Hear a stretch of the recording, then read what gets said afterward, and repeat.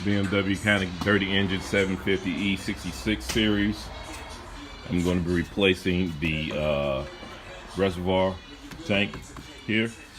You can't see it, but I had a little crack in there. So I'll come back and show it to you later. Like I said, I'm replacing this. Here's the replacement model, right? Has the sensor on the back of it. So BMW wanted like $200 for that, and AutoZone wanted like 136.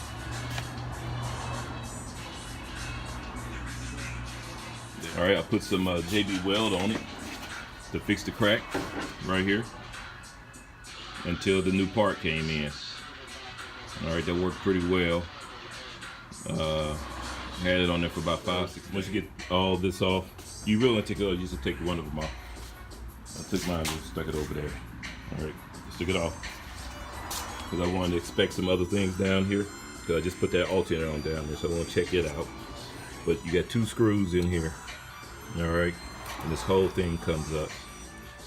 All right, they are Phillips 1, 2. The only thing that's holding it down, these 2 screws. You take that, you get full access to this.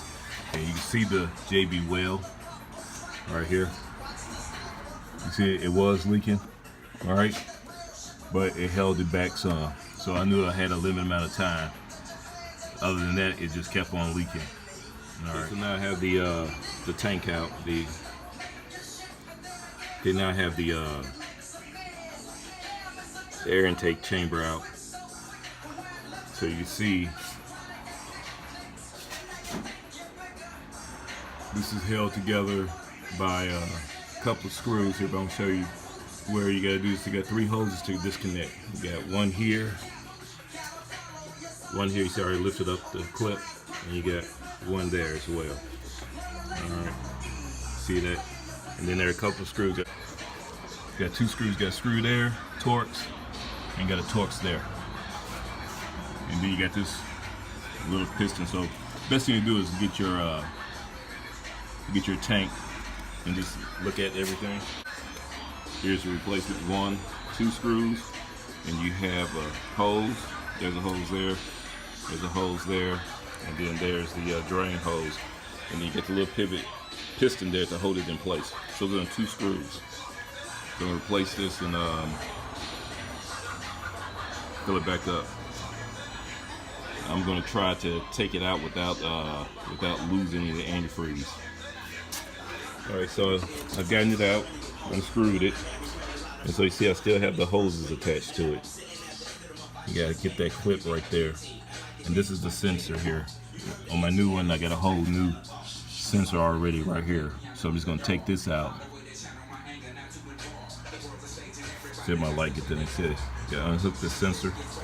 A good example why you should always change your sensors.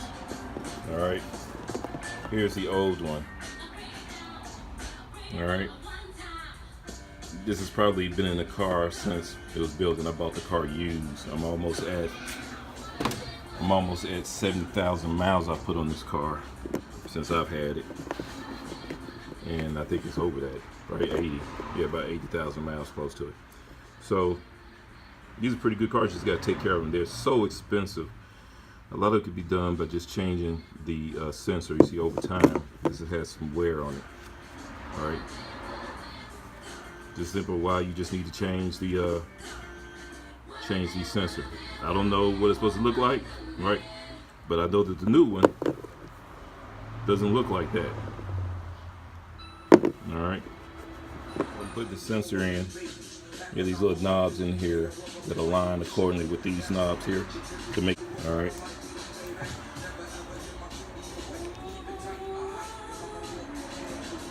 So make sure you put it in there correctly.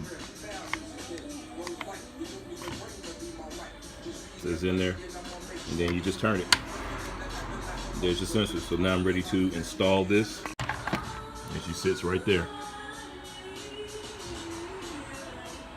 I put the plugs back in, and I still have the other one over there. Until it turns it up so the fluid will stay in there. I had a little bit of drip from this hose here, but that's about it. 30-minute job, less than that for real. Once you get experience to doing this, here's the old one. Here's the old one. All right. A little crack I had inside the tank. All right. And then there's the replacement one. You just have to clean the engine one of these days. But there's the replacement one. Put it in, all the holes in places and sensor. I didn't get a cap, so I had to reuse my original cap that came with the car. So that's it. And I can put all this other stuff back in. Put that back in, check my belts and stuff. So it filters back in, done. So it took me about less than 30 minutes to get this in, get it out, in, and fluid exchange.